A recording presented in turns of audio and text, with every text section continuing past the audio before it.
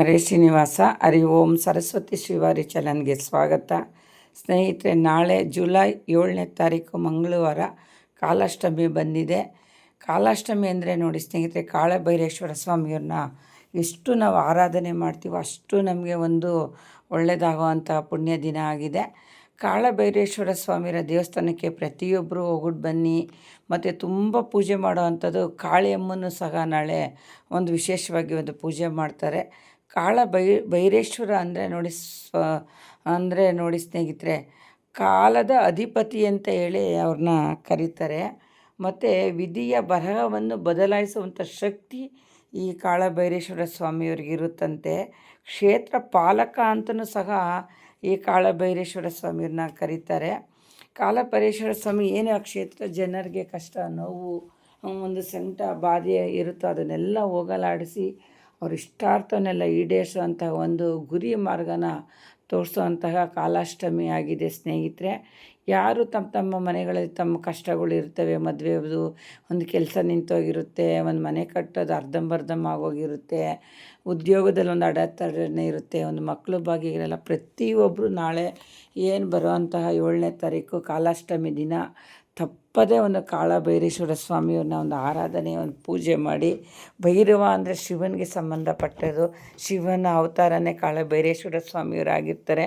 ಹಾಗಾಗಿ ದಾಂಪತ್ಯದಲ್ಲಿ ತೊಂದರೆ ಇರೋವಂಥವ್ರು, ಸಂಸಾರದಲ್ಲಿ ತೊಂದರೆ ಇರೋವಂಥವ್ರು ಪ್ರತಿಯೊಬ್ಬರೂ ನಾಳೆ ಕಾಲಾಷ್ಟಮಿ ದಿನ ನೀವೊಂದು ಬೂದು ಕುಂಬಳಕಾಯಿನ ಏನು ಒಂದು ಬೆಳಗಿಂದ ಎಲ್ಲ ನೀವೊಂದು ಪೂಜೆ ಮಾಡಿ ಸಂಜೆ 6 ಗಂಟೆ ನಂತರ ನೀವು ಹೊಸ್ತಿಲನ್ನೆಲ್ಲ ಒಂದು ರೆಡಿ ಮಾಡಿಕೊಂಡು ಒಂದು ಪೂಜೆಗೆ ಹೊಸ್ತಿಲು ಮುಂದೆ ಬೂದು ಕುಂಬಳಕಾಯಿ ಚಿಕ್ಕದಾಗಿರೋದನ್ನ ತೊಗೊಂಡು ಅದರ ತಿಳ್ಳೆಲ್ಲ ತೆಗೆದು ಅದಕ್ಕೆ ತುಂಬ ಅರಿಶಿಣನೆಲ್ಲ ಮೆತ್ತಿ ಅದಕ್ಕೆ ಕೆಂಪು ಒಂದು ಬತ್ತಿ ಮಾಡಿಕೊಂಡು ನೀವು ದಪ್ಪನಾಗಿ 4 ಮೂಲೆಗೂ ಅರಿಶಿಣ ಕುಂಕುಮ ಇಟ್ಟು ಅದು ತುಂಬ ಎಣ್ಣೆ ಬಿಟ್ಟು, ಎಳ್ಳೆಣ್ಣೆನೇ ಬಿಡಿ, ತುಪ್ಪ ಬಿಡೋಕ್ಕೆ ಕಷ್ಟ ಆಗುತ್ತೆ.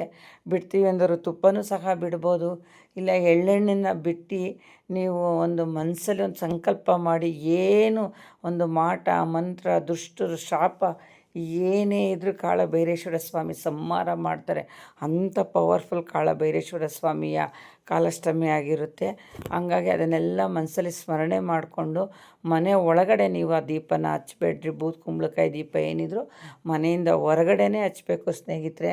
ಹಂಗಾಗಿ ಮನೆಯಿಂದ ಹೊರಗಡೆ ನೀವು ಹೊಸ್ಲಿಗೆ ಒಂದು ಪೂಜೆ ಮಾಡಿಕೊಂಡು ಎಲ್ಲ ರೆಡಿ ಮಾಡಿ ಆ ಬೂದು ಕುಂಬಳಕಾಯಿ ತುಂಬ ಎಣ್ಣೆ ಬಿಟ್ಟು ಹಚ್ಚಿ ಒಂದು ನಿಮ್ಮ ಮನಸ್ಸಲ್ಲಿ ಒಂದು ಸಂಕಲ್ಪ ಎಲ್ಲ ಸ್ವಾಮಿ ಹತ್ರ ಬೇಡ್ಕೊಳ್ಳಿ. ಮತ್ತು ಏನು ಕಾಲಾಷ್ಟಮಿ ದಿನ ಕಾಳಭೈರೇಶ್ವರ ಸ್ವಾಮಿ ದೇವಸ್ಥಾನಕ್ಕೆ ಹೋಗಿ ಒಂದು ಪೂಜೆ ಕೊಟ್ಟು ಬನ್ನಿ. ಅಲ್ಲಿ ಕಾಳಭೈರೇಶ್ವರ ಸ್ವಾಮಿ ಸನ್ನಿಧಿ ಇಲ್ಲ ಅಂದರೆ ಶಿವನ ಒಂದು ಸನ್ನಿಧಿಗೆ ಹೋಗ್ಬಿಟ್ಟು ಬನ್ನಿ. ಕಾಳಿ ಮಾತೆಯ ಸ್ವಾಮಿ ಸನ್ನಿಧಿಗೂ ಸಹ ನೀವು ನಾಳೆ ಹೋಗಿ ಬರ್ಬೋದು ಸ್ನೇಹಿತರೆ. ಆ ಏನೊಂದು ಬೂದು ಕುಂಬಳಕಾಯಿ ಎಲ್ಲ ಹುರಿದು ಆದ ನಂತರ ಬೆಳಗ್ಗೆ ಯಾರು ಅದನ್ನು ಕಾಲಿಂದ ತಾಕ್ದಂಗೆ ಅದನ್ನೆಲ್ಲನ ಒಂದು ತೊಗೊಂಡೋಗಿ ದೂರ ಒಂದು ಮರದಡೆನೋ ಇಲ್ಲ ಒಂದು ಹರಿಯೋ ನೀರಿಗೆ ಆ ಥರ ಎಲ್ಲ ಹಾಕ್ಬಿಟ್ಟು ಬಂದು ತಿರ್ಗಾ ಕಾಲು ತೊಳ್ಕೊಂಡು ಆ ನಂತರ ನೀವು ಮನೆ ಒಳಗಡೆ ಒಂದು ಸ್ನಾನ ಮಾಡಿ ಪೂಜೆ ಮಾಡ್ಕೋಬೋದು ಸ್ನೇಹಿತರೆ. ಆದಷ್ಟು ನಾಳೆ 108 ಸಾರಿ ಓಂ ನಮೋ ಕಾಳಭೈರೇಶ್ವರ ಸ್ವಾಮಿಯೇ ನಮಃ ಅಂತ ಹೇಳ್ಕೊಳ್ಳಿ, ಒಂದು ಸ್ಮರಣೆ ಮಾಡ್ಕೊಳ್ಳಿ. ಭಾಳ ಒಂದು ಪವರ್ಫುಲ್ ಆಗಿರೋಂಥ ಕಾಲಾಷ್ಟಮಿ ಆಗಿದೆ ಸ್ನೇಹಿತರೆ.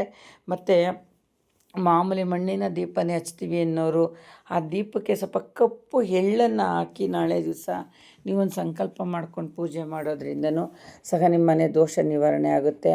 ಮತ್ತು ತೆಂಗಿನಕಾಯಿ ದೀಪನೂ ಸಹ ನಾಳೆ ಹಚ್ತಾರೆ ಸ್ನೇಹಿತರೆ.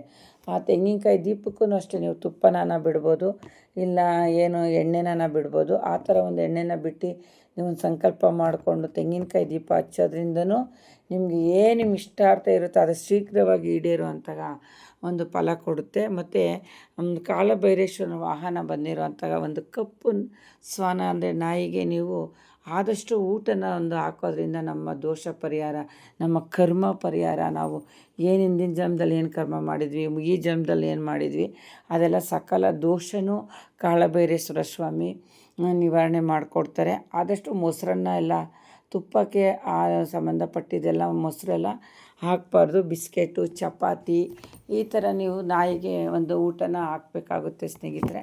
ಹಾಕೋದ್ರಿಂದನೂ ನಿಮಗೆ ಒಂದು ಕಷ್ಟ ಏನಿರುತ್ತೆ, ದೋಷ ಇವೆಲ್ಲ ನಿವಾರಣೆ ಆಗುತ್ತೆ. ನೋಡಿ, ಕ್ಷೇತ್ರ ಪಾಲಕ ಎಂದೇ ಕರೆಸ್ಕೊಳ್ಳುವಂಥ ಕಾಳಭೈರೇಶ್ವರ ಸ್ವಾಮಿಯನ್ನು ಪ್ರತಿಯೊಬ್ಬರು ಆರಾಧನೆ ಮಾಡಿ ಶಿವ ಪಾರ್ವತಿ ದೇವಸ್ಥಾನಗಳ್ಗೆ ಹೋಗಿ ಬನ್ನಿ. ಈ ಒಂದು ಕಾಲಾಷ್ಟಮಿ ದಿನ ಯಾರು ಮದುವೆನೇ ಆಗದೆ ಇರೋ ಮಕ್ಕಳಿರ್ತಾರೆ ಅವರು ಪ್ರತಿಯೊಬ್ಬರೂ ಸ್ವಾಮಿ ಒಂದು ಗುಡಿಗೆ ಹೋಗ್ಬಿಟ್ಟು ಒಂದು ಪೂಜೆ ಸಲ್ಲಿಸಿ, ಮನೇಲಿ ಏನು ನೀವು ಒಂದು ಪೂಜೆ ಅಂತ ಮಾಡೋದಾದರೆ, ಒಂದು ನೈವೇದ್ಯ ಅಂತ ಮಾಡೋದಾದರೆ ಬೆಲ್ಲಕ್ಕೆ ಸಂಬಂಧಪಟ್ಟಂತಹ ಒಂದು ಬೆಲ್ಲದಿಂದ ಕಾಳಭೈರೇಶ್ವರ ಸ್ವಾಮಿಗೆ ಒಂದು ನೈವೇದ್ಯ ಮಾಡಿ, ಪ್ರತಿಯೊಬ್ಬರ ಮನೆಯಲ್ಲೂ ಕಾಳಭೈರೇಶ್ವರನ ಫೋಟೋ ಇರೋದಿಲ್ಲ, ಶಿವನ ಫೋಟೋ ಅಂತೂ ಇದ್ದೇ ಇರುತ್ತೆ. ಹಂಗಾಗಿ ಶಿವನೂ ಇಲ್ಲ, ಕಾಳಭೈರೇಶ್ವರನೂ ಇಲ್ಲ ಅಂದರೆ ಆ ಗೋವಿಂದನ ಫೋಟೋ ಇದ್ದರೆ ಅಲ್ಲೇ ಒಂದು ಕಾಳಭೈರೇಶ್ವರನ ಒಂದು ಸ್ಮರಣೆ ಮಾಡಿಕೊಂಡು ಅವ್ರ ಹೆಸ್ರು ಹೇಳ್ಕೊಂಡು, ನಾಳೆ ನೀವು ಕಾಳಭೈರೇಶ್ವರನ ಹೆಸ್ರು ಹೇಳ್ಕೊಂಡು ದೀಪ ಹಚ್ಬಿಟ್ರು ಸಾಕು, ನಿಮ್ಮ ದೋಷ ಎಷ್ಟೇ ಇದ್ರೂ ನಿವಾರಣೆ ಆಗುವಂತಹ ಒಂದು ಕಾಲಾಷ್ಟಮಿ ಆಗಿದೆ ಸ್ನೇಹಿತರೆ. ಮತ್ತು ಜುಲೈ 7ನೇ ತಾರೀಕು ನೋಡಿ ಮಂಗಳವಾರ ಬಿದ್ದಿದೆ. ಮಂಗಳವಾರ ಬಿದ್ದಿರೋದ್ರಿಂದ ಕಾಳಭೈರೇಶ್ವರನ ವಾರ ಸಖತ್ ಪವರ್ಫುಲ್ಲಾಗಿದೆ. ಹಾಗಾಗಿ ಕಾಳ ಅಂದರೆ ಕಾಳಿ ಮಾತೆಗೆ ತುಂಬ ಮುಖ್ಯವಾಗಿ ಮಂಗಳವಾರ ನಾವೆಲ್ಲ ನಿಂಬೆಹಣ್ಣಿನ ದೀಪನ ಹಚ್ತೀವಿ ಸ್ನೇಹಿತರೆ. ಹಂಗಾಗಿ ನಾಳೆ ನಿಂಬೆಹಣ್ಣಿನ ದೀಪನ ಒಂದು ಪಾರ್ವತಿ ದೇವಸ್ಥಾನ, ದುರ್ಗೆ ದೇವಸ್ಥಾನ, ಕಾಳಿ ದೇವಸ್ಥಾನಗಳಲ್ಲಿ ಸಹ ನೀವು ಹಚ್ಚೋದ್ರಿಂದ ನಿಮ್ಗೆ ಏನೇ ಒಂದು ನಿಂತೋಗಿರೋ ಕೆಲಸಗಳಿದ್ರು ಆದಷ್ಟು ಬೇಗ ಒಂದು ಆಗುತ್ತೆ. ಮತ್ತು ಕಾಳಭೈರೇಶ್ವರ ಸ್ವಾಮಿಗೆ ಏನು ಹಿಂದಿಂದ ಹಚ್ಕೊಂಬಂದಿದ್ದೀವಿ ನಾವು ಬೂದ್ ಕುಂಬಳಕಾಯಿ ಮತ್ತು ತೆಂಗಿನಕಾಯಿಂದ ಅನ್ನೋರು ಮಾತ್ರ ಹಚ್ಕೊಳ್ಳಿ. ಹೊಸ್ದಾಗಿ ಹಚ್ತೀವಿ ಅನ್ನೋರು ಏನು ನೀವು ಅದ್ರ ಬಗ್ಗೆ ತಲೆ ಕೆಡ್ಸ್ಕೊಳಕ್ಕೆ ಹೋಗ್ಬೇಡಿ. ಮಾಮೂಲಿ ದೀಪಕ್ಕೆ ಸ್ವಲ್ಪ ಕಪ್ಪು ಎರಳನ್ನು ಹಾಕ್ಬಿಟ್ಟು ನೀವೊಂದು ಆರಾಧನೆ, ಒಂದು ಪೂಜೆ ಮಾಡೋದ್ರಿಂದನೂ ನಿಮ್ಮ ಇಷ್ಟಾರ್ಥ ಈಡೇರಿಸುತ್ತೆ ಸ್ನೇಹಿತರೆ. ಮತ್ತು ಏನು ಈ ಬೂದ್ ಕುಂಬಳಕಾಯಿ ಹಚ್ಚೋದೇ ಉದ್ದೇಶ ನಮ್ಮ ಮನೇಲಿರೋಂಥ ನೆಗೆಟಿವ್ ಆಚೆ ಹೋಗಲಿ, ನಮ್ಮ ಕಷ್ಟ ಪರಿಹಾರ ಆಗಲಿ, ಮತ್ತು ದುಷ್ಟ ಜನರು ಕಣ್ಣು ನಮ್ಮ ಮೇಲೆ ಬೀಳದೇ ಇರಲಿ ಅಂತ ಹೇಳಿ ಈ ಬೂದ್ ಕುಂಬಳಕಾಯಿನ ನಾವು ಹೊಸ್ತಿನ ಬಾಗಿಲಲ್ಲಿ, ನಮ್ಮ ಬಾಗಿಲು ಹೊಸ್ತಿನ ಮುಂದೆ ಹಚ್ತೀವಿ ಸ್ನೇಹಿತರೆ.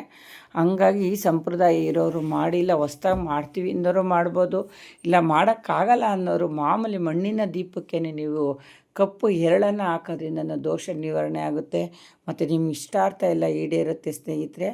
ನಾಳೆ ಬರೋಂಥ ಮಂಗಳವಾರ ಕಾಲಾಷ್ಟಮಿ ನಿಮಗೆಲ್ಲರಿಗೂ ಒಳ್ಳೇದು ಮಾಡಲಿ ಅಂತ ಹೇಳ್ತೀನಿ. ಎಲ್ಲರಿಗೂ ಒಳ್ಳೆಯದಾಗಲಿ. ಹರಿ ಓಂ. ಹರೇ ಶ್ರೀನಿವಾಸ.